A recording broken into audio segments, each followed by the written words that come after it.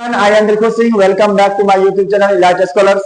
आज हम लोग सब्जेक्ट वर्ब एग्रीमेंट के पार्ट थर्ड को पढ़ने वाले हैं। लास्ट वीडियो में यानी प्रीवियस वीडियो में हम लोगों ने सब्जेक्ट वर्ब एग्रीमेंट के पार्ट टू तक पढ़ा था, जिसमें 7 कॉन्सेप्ट को डिस्कस किए थे। आज हम लोग 8वां कॉन्सेप्ट पर आएंगे, उसको समझेंगे।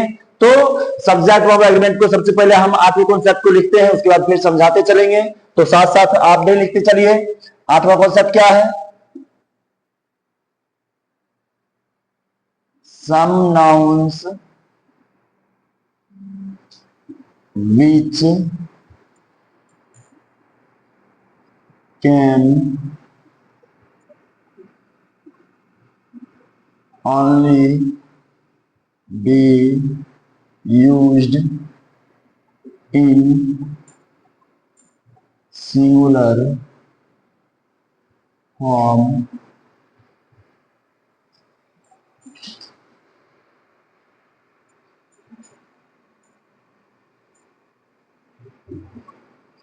the verb is required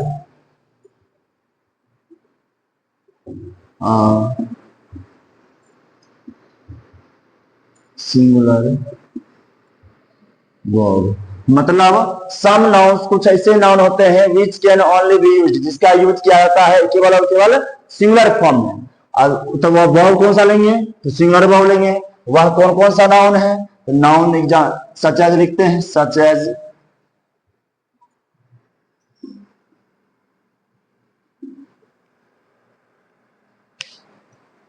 जैसे हुआ jewellery, poetry, scenery,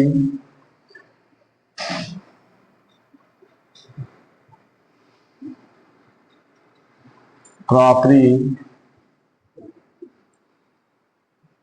bakery,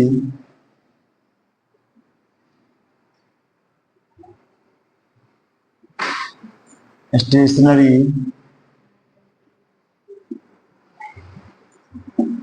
health, wealth,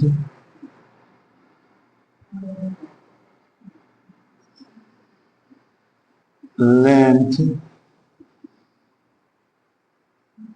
strength,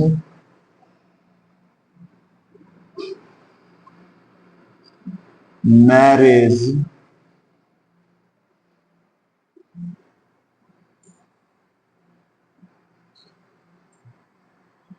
luggage,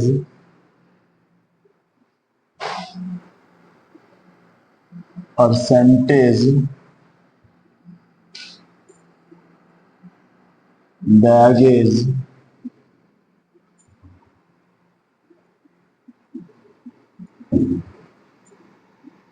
postage,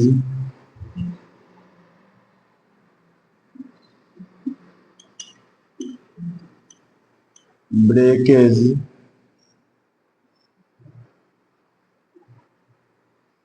bondage, thinking, smoking, drinking, learning, इसके बाद फिर हुआ फर्नीचर,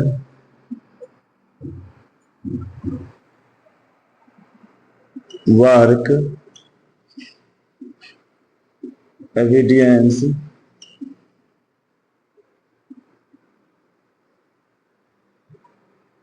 एविडेंस, मनी, इसके बाद फिर हो जाएगा equipment, fuel, paper, management,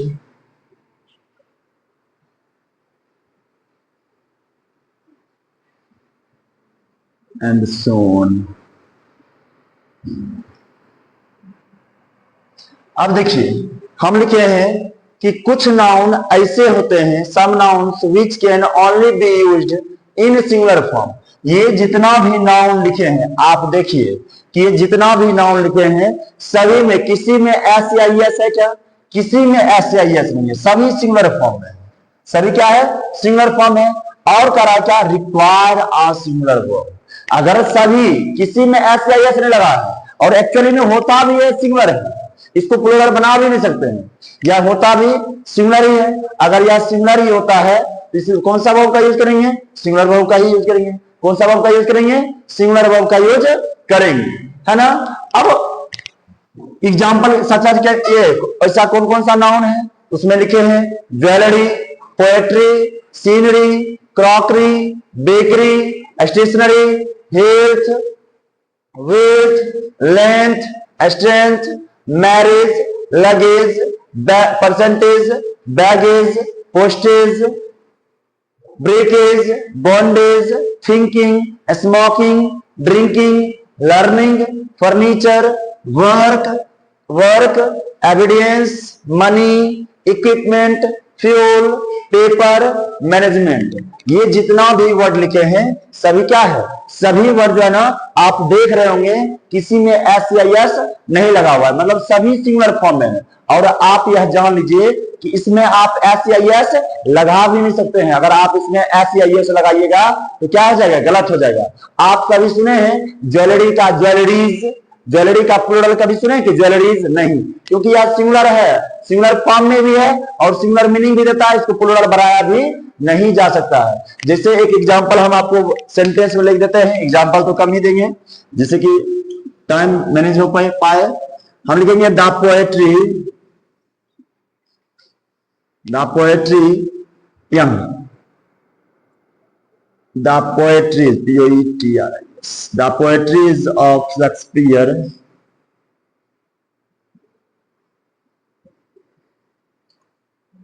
the poetries of Shakespeare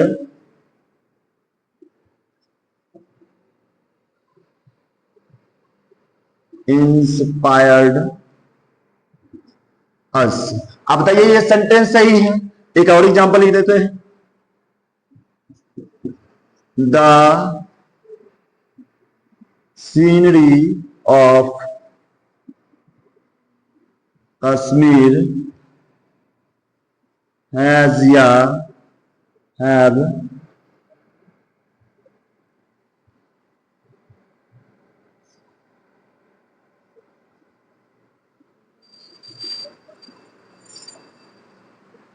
attracted us। अब बताइए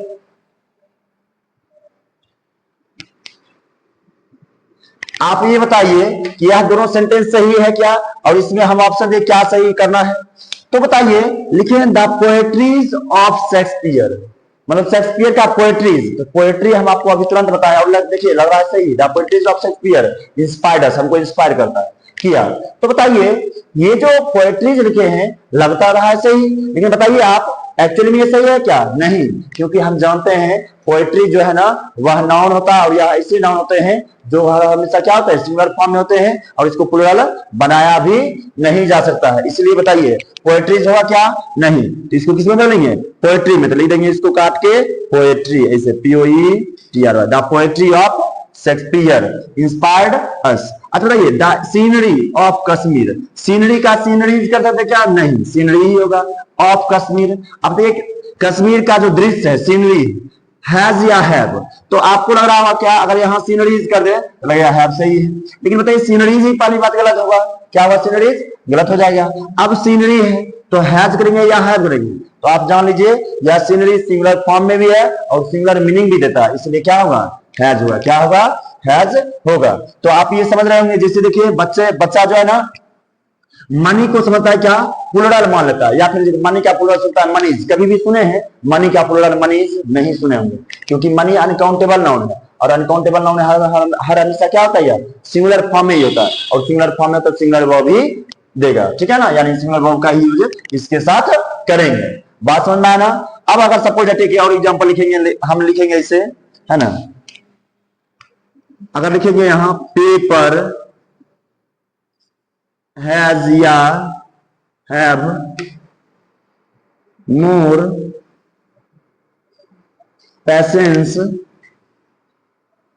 देन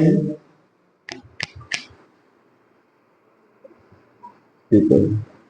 हम लिखेंगे paper has more patience than the people. तो बताइए हैज होगा या हैव होगा? पेपर हैज या हैव? तो आप समझ रहे होंगे पेपर क्या है। पेपर ऐसा नाउन है जो हर हमेशा किस फॉर्म में यूज किया जाता है तो सिंगुलर फॉर्म में। यानी पेपर ऐसा नाउन है जिसका यूज हम लोग हर हमेशा सिंगुलर फॉर्म में करते हैं। और यदि हर हमेशा हम लोग सिंगुलर फॉर्म में करते हैं इसके साथ कौन सा वर्ब का यूज करेंगे? सिंगुलर वर्ब का। यानी सिंगुलर वर्ब क्या है? हैज है। और इसको प्लूरल बनाया नहीं जा सकता। यहां तक कोई दिक्कत नहीं है। अब हम लोग नेक्स्ट कॉन्सेप्ट की तरफ बढ़ते हैं। 9 number.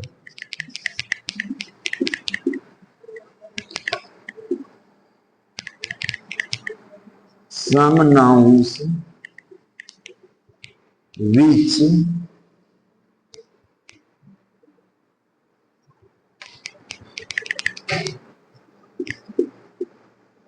which are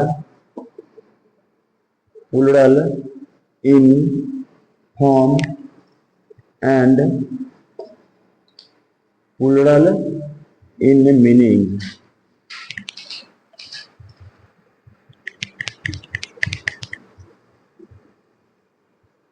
plural in meaning also. कुछ नाउन ऐसे होते हैं जो प्लूरल फॉर्म में होते हैं, plural in form, and plural in meaning also. और मीनिंग भी कैसा होता है? Plural meaning. तो हम क्या करेंगे? द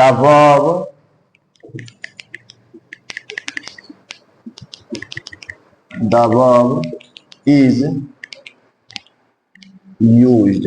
वर्ब का वर्ब का यूज किया जाता है कौन से फॉर्म में? In plural form. ठीक है। मतलब कुछ नाउन ऐसे होते हैं जो दिखने में प्लूरल लगते हैं और होते भी हैं प्लूरल। और उसको हम यहां लिख दें एंड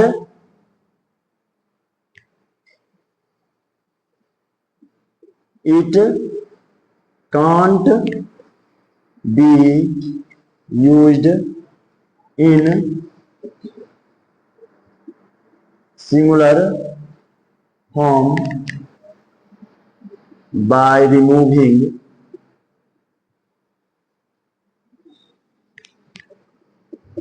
s या s और es at the end।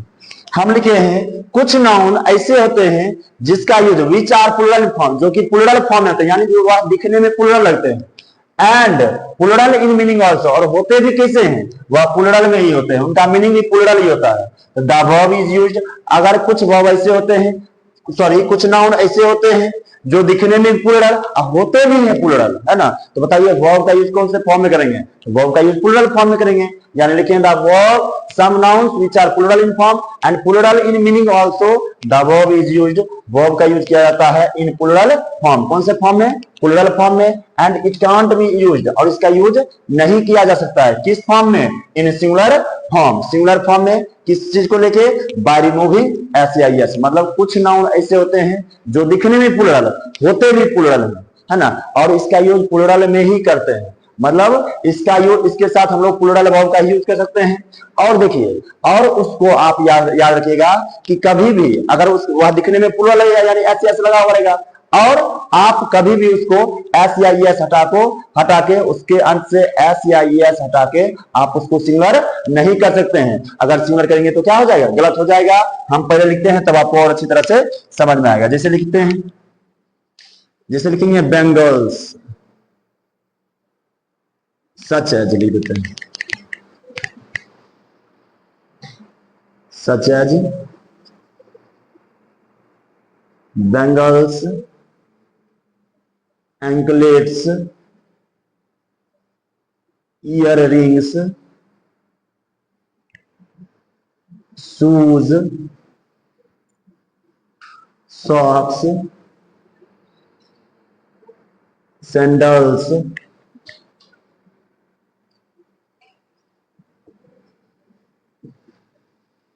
Paints,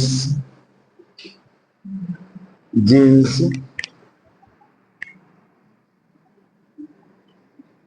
trousers, leggings, jeggings, palazzos, उसके बाद फिर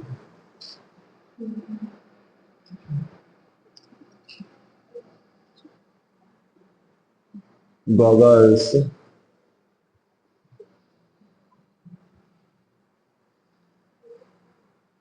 spectacles,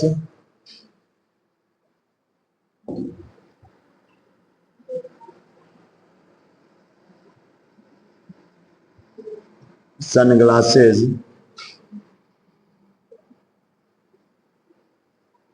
binoculars, particulars,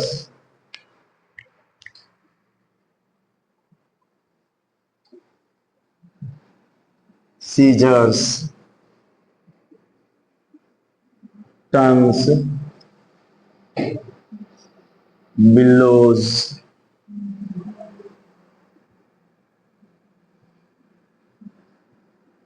arms, assets, embers, congratulations, thanks,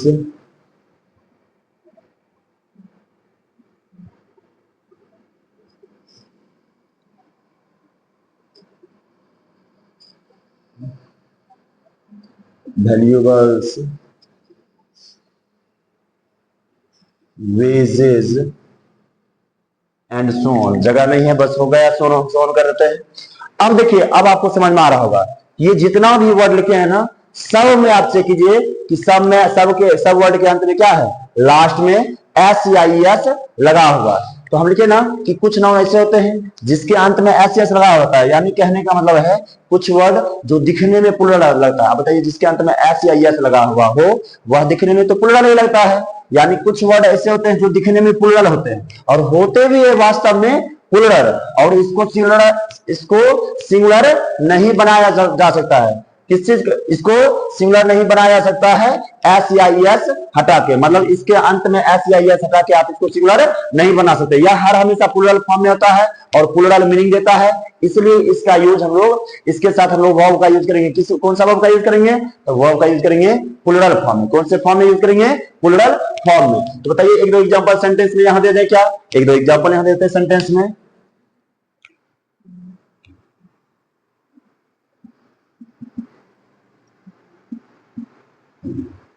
arms were distributed among the beggars। आम के साथ क्या लगा है, वर। बताइए, आर्म्स वाज लिखे, यहां आर्म्स वाज कहिएगा क्या, नहीं कहिए, क्योंकि आर्म्स है प्लुरल। ये आर्म्स जो है ना, जिसका मतलब डाउन, ये जो आर्म्स है ना, यह प्लुरल वर्ड है और उसको सिंगुलर बना नहीं सकते, इसको आर्म नहीं कर सकते, हटाक नहीं कर सकते, गलत हो जाएगा। तो आर्म्स में ही रहेगा और इसके साथ हर हमेशा कौन सा वर्ब का यूज करेंगे, प्लुरल फॉर्म में। इसलिए वाज का प्लुरल क्या होता है, वर होता है, इसलिए वर का यूज किए, है ना। फिर लिखते हैं the proceeds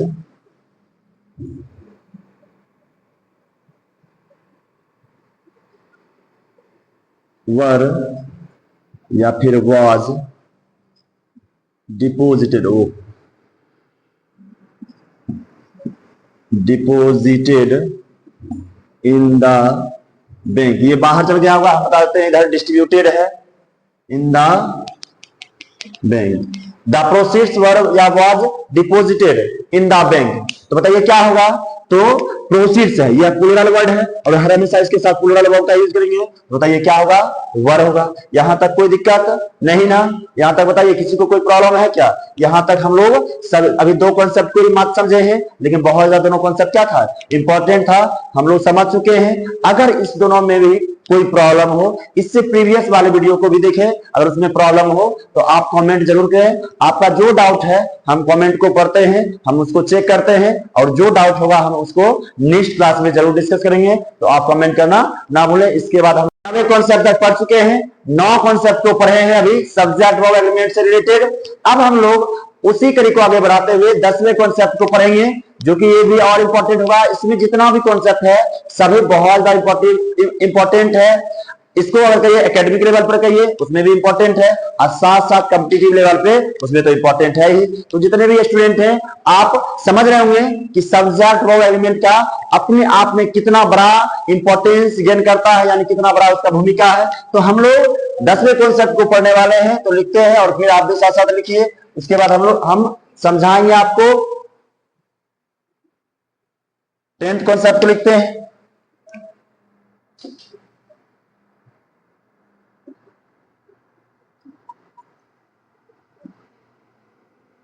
Some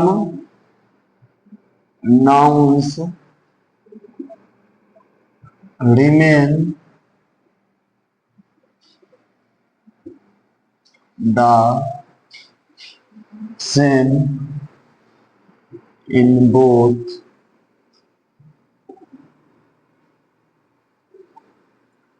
singular and plural form.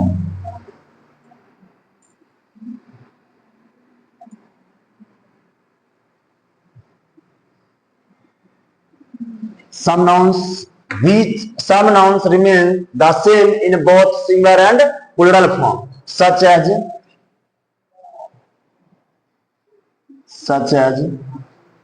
deer, sheep,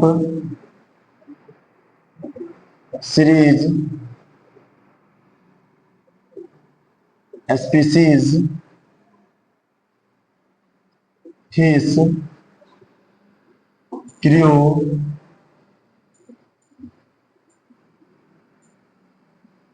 council,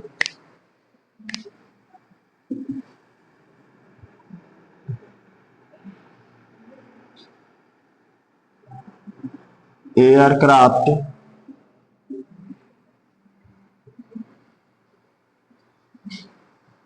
jury, and so on.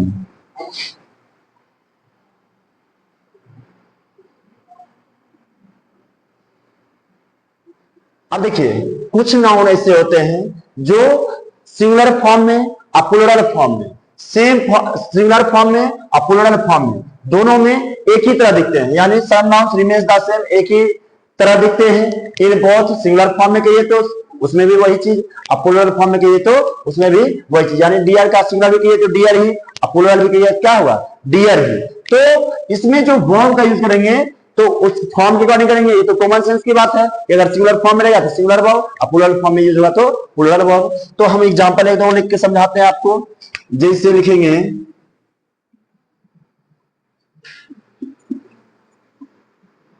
There are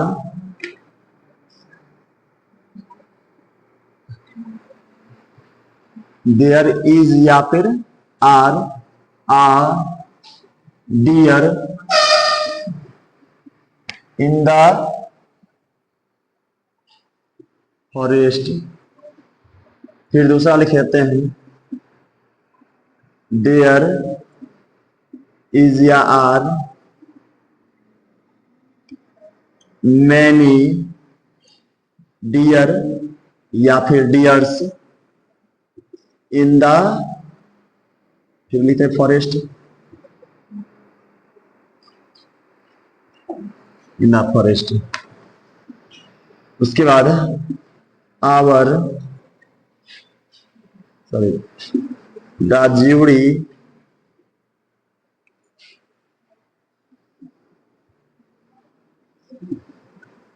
the jury has taken, has या है, द jury has, आप भी देते हो ऑप्शन में, a bold step in this case। और example लिखते हैं फिर एक और, द jury has या have taken a, या द jury was या were divided their opinion। एक और लिखते हैं, there is या are one fish in this aquarium। फिर लिखते हैं, there are या फिर is many fishes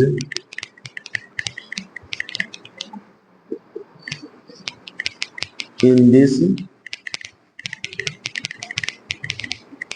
aquarium। देखिए हम लिखेंगे कुछ नाउन जो है ना, मतलब सिंगुलर फॉर्म में कहिए तो वो भी इसी फॉर्म में रहेगा, प्लूरल फॉर्म में कहिए तो वो भी इसी फॉर्म में रहेगा।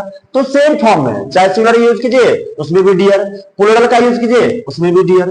तो अब इसमें वर्ब का यूज कैसे करेंगे, तो देखेंगे कि अगर वहां एज अ सिंगुलर यूज हो रहा है तो सिंगुलर वर्ब लगाएंगे, एज अ प्लूरल ट्रीट हो रहा है प्लूरल वर्ब लगाएंगे। जैसे लिखे हैं, देयर इज या are a deer in the forest. तो बताइए डियर इज या are a deer in the forest, तो बताइए आ डियर लिखिए, एक डियर, एक डियर मतलब यहाँ सिंगुलर की बात कर रहे हैं डियर का, तो सिंगुलर की बात कर रहे हैं तो इज या आर, बताइए क्या होगा आंसर, तो होगा यहाँ इज, क्या होगा इज, आर नहीं होगा। लेकिन वही देखिए देयर इज या आर मेनी डियर्स। अच्छा बताइए मेनी डियर्स सही है क्या, नहीं बिल्कुल नहीं, गलत बात। मेनी का यूज करेंगे तो उसके साथ प्लूरल नाउन, अब प्लूरल नाउन करेंगे तो डियर का प्लूरल डियर ही होता है। हम बताए अभी कि दोनों सेम फॉर्म में होता है, डियर का सिंगुलर भी डियर और प्लूरल भी डियर, तो एस नहीं होगा, ये गया टर्म से। तो देयर इज या आर मेनी डियर, तो मेनी डियर यानी डियर तो सिंगुलर फॉर्म और प्लूरल फॉर्म दोनों में एक ही होता है, डियर ही होता है, लेकिन मेनी बता रहा है यह प्लूरल के रूप में यूज हो रहा है। तो बताइए इज या आर लगाएंगे। द ज्यूरी हैज या हैव, द ज्यूरी हैज या हैव लीजिए यहाँ taken gold step in this case. तो बताइए गोल्ड स्टेप तभी ले पाएगा ना जब सभी का ओपिनियन सेम हो, और सभी का ओपिनियन सेम हो तो उसमें क्या करेंगे, सिंगुलर वर्ब का यूज करेंगे, हैज का यूज करेंगे। मतलब ज्यूरी से पता चला यहाँ से इस गोल्ड स्टेप से कि यहाँ ज्यूरी क्या है सिंगुलर, यहाँ लगाएंगे हैज। लेकिन वही देखिए the jury was ever divided their opinion, उसका ओपिनियन अलग अलग हो गया, अलग अलग हो गया मतलब क्या एज अ प्लूरल ट्रीट हो रहा है, अब प्लूरल ट्रीट होगा क्या होगा वर, वाज नहीं होगा तो वर हो गया, यहां तक कोई दिक्कत नहीं है। देयर इज या are one fish in this aquarium, तो बताइए वन फिश, इससे पता चल रहा है कि फिश सिंगुलर है, यहां लिखेंगे इज। अच्छा there are many fishes, many से पता चल रहा है प्लूरल है, लेकिन यहाँ फिशेस से होगा क्या, तो आपको बता दें देयर आर मेनी फिश भी सही है और देयर आर मेनी फिशेस भी सही है। क्यों, क्योंकि देखिए फिश सिंगुलर में भी फिश ही होता है और प्लूरल में भी फिश ही होता है, लेकिन अंतर क्या है, अंतर यह है कि अगर फिश रहेगा तब समझेंगे क्या कि बहुत सारा एक ही प्रकार का मछली, लेकिन यहाँ फिशेज हो जाएगा, यानी फिशेज मतलब फिशेज एक अपने आप में एक अलग वर्ड है जिसका मतलब होता है अनेक प्रजातियों का मछली। क्या होता है, अनेक प्रजातियों का मछली। यानी ये मत सोचिएगा कि ये फिश का प्लूरल है, नहीं नहीं नहीं, फिश सिंगुलर में भी फिश ही होता है, प्लूरल में भी फीस ही होता है। लेकिन कुछ वर्ड होता है जिसमें एस लगने के बाद अपने आप मीनिंग ही चेंज हो जाता है, उस प्रकार के एक वर्ड में है। हम आपको नाउन में ऐसा चीज बहुत कुछ अगर इसके बारे में मालूम हुआ तो नाउन वाला सेक्शन में आप जरूर पढ़िएगा। आई थिंक नाउन पार्ट 3 या पार्ट 4 में हम इसमें डिस्कस किए थे कि किस प्रकार से कोई वर्ड में हम लोग एस या एस जोड़ते हैं तो क्या होता है, मीनिंग ही चेंज हो जाता है। यानी यहाँ फिशेज मतलब क्या होता है, कई प्रजातियों का मछली, यानी क्या होगा, यहाँ मेनी सही है तो यहाँ फिश भी रहता तो भी सही, अब फिश रहता तो भी सही है, लेकिन मीनिंग पता चल रहा है बहुत सारा है, इसलिए क्या करेंगे, आर का यूज करेंगे। अब हम लोग 11वें क्वेश्चन पर आते हैं। हम लिखेंगे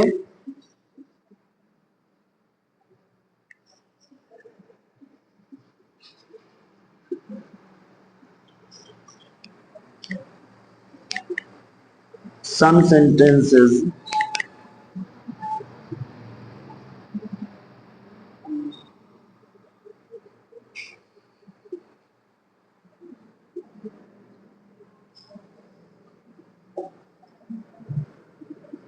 start with देयर। कुछ सेंटेंस जो है ना वह किससे स्टार्ट होता है, देयर से स्टार्ट होता है। अभी देख रहे हैं बहुत सारा देयर से स्टार्ट किए, तो वर्ब का यूज करेंगे some sentences start with there. The verb is used according to number of nouns. तो वर्ब का यूज किस प्रकार करेंगे, according to number of nouns. Example लिखते हैं, एग्जाम्पल जैसे हुआ देयर इज या are one car in my house. बताइए वन कार है, तो ये जो देयर से जब सेंटेंस स्टार्ट होगा तो लिखे हम कुछ सेंटेंस जो है ना, कुछ सेंटेंस जो होता है स्टार्ट होता है किससे, तो देयर से। देखिए देयर से स्टार्ट हुआ ना, देखिए देयर से स्टार्ट हुआ, देयर से स्टार्ट हुआ, तो देयर से यदि सेंटेंस स्टार्ट होगा तो वर्ब का यूज किस प्रकार करेंगे, according to number of nouns. Number of noun के अकॉर्डिंग करेंगे हम लोग वर्ब का यूज। तो बताइए नाउन क्या है, नाउन ये है क्या, नहीं, नाउन ये है। तो वन कार, एक कार मतलब क्या हुआ, एक कार, एक कार मतलब सिंगुलर, और सिंगुलर बात क्या बताइए, इज या आर, क्या होगा बताइए, तो इज होगा, क्या होगा, इज होगा। तो देखिए नाउन के अकॉर्डिंग हम लोग वर्ब का यूज किए। एक और एग्जांपल लिखते हैं,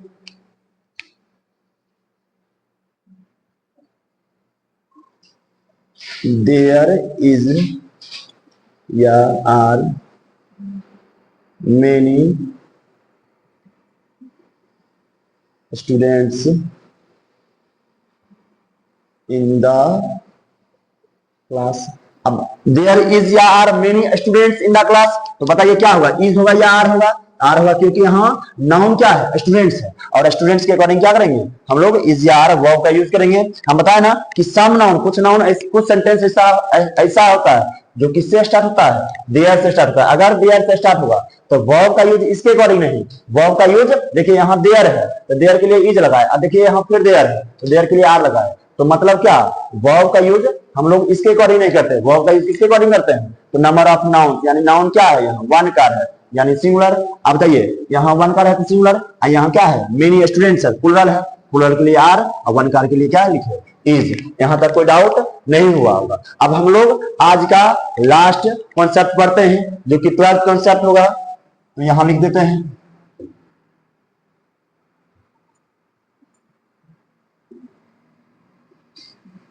इमेजिनरी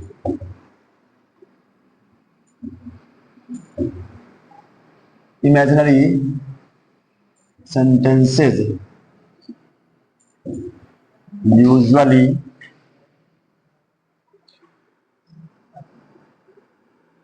start with, किससे स्टार्ट होता है, if, as if, as though, would that, suppose, and so on. The verb is always used in plural form. हम लिखे हैं को इमेजिनरी जो सेंटेंस होता है ना, कुछ काल्पनिक सेंटेंस है ना, जो किससे जनरली स्टार्ट होता है, स्टार्ट होता है इफ से, as if, as if, as though, would that, suppose, ये सब से स्टार्ट होता है। तो हम लोग प्रिटेंड दैट ऐसा कुछ होता है तो वर्ब का यूज करेंगे हर हमेशा प्लूरल फॉर्म में। कौन सा फॉर्म में? प्लूरल फॉर्म में। हम जैसे एग्जांपल लिखेंगे इफ आई वर या फिर was a king I would rule will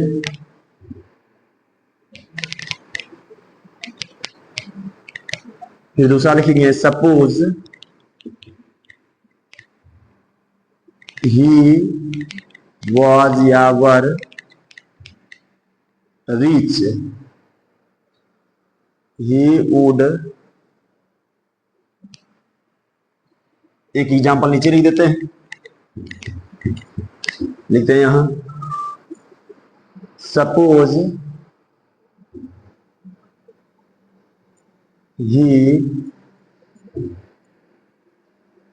was या were rich he would help the poor. चलिए अब देखिए एग्जांपल लिखे कुछ इमेजिनरी सेंटेंस होगा जो जनरली किससे स्टार्ट होगा, इफ से, एज इफ से, एज दो से, वुड दैट से, सपोज से। तो जान लीजिए, ये दिमाग बैठा लीजिए कि हर हमेशा वर्ब का यूज करेंगे किस, कौन सा वर्ब का? प्लूरल वर्ब का। तो बताइए इफ आई के साथ आप बच्चा सोचता होगा क्या वाज करेंगे टिक करने वाले हैं, लेकिन नहीं, क्या होगा? वर होगा। क्यों? क्योंकि हम समझ चुके हैं कि हर हमेशा चूंकि इफ से सेंटेंस स्टार्ट हुआ, यदि बोलते हैं यदि ये होता तो वो होता, तो यदि ये होता मतलब इमेजिन कर रहे हैं, है ना, बात फिक्स नहीं। यदि ये होता, if I were a king, यदि मैं राजा होता, तो राजा होता, अब राजा तो है नहीं, है तो गरीब है। तो राजा होते तो क्या करते? आई वुड रूल वेल, क्या करते? हम रूल कर सकते थे, अच्छा रूल करते। तो if I were a king, तो इसलिए बताइए आई के साथ जनरली होता है वॉज, लेकिन हम लोग क्या करेंगे? प्लूरल वर्ब का यूज करेंगे, यानी वर करेंगे। फिर देखिए सपोज यानी इमेजिनरी सेंटेंस स्टार्ट हुआ इमेजिनरी वर्ड से, तो ही वाज या वर, बताइए इमेजिनरी वर्ड से अगर स्टार्ट हुआ क्या होगा? इमेजिनरी सेंटेंस समझेंगे। अगर इमेजिनरी सेंटेंस है तो ही के साथ वाज या वर, तो होगा वर। क्या होगा? वर होगा। तो यहाँ वर हुआ, he would help the poor. यदि सपोज यदि वह क्या होता? अमीर होता, वह लोगों गरीब लोगों का क्या करता? मदद करता। तो आज हम लोग सब्जेक्ट वर्ब एग्रीमेंट के थर्ड पार्ट को क्लियर किए हैं। अब नेक्स्ट पार्ट में अब आगे रूल्स है ना, 13वें रूल्स को बढ़ाते हुए 13वें रूल्स को पढ़ेंगे, है ना।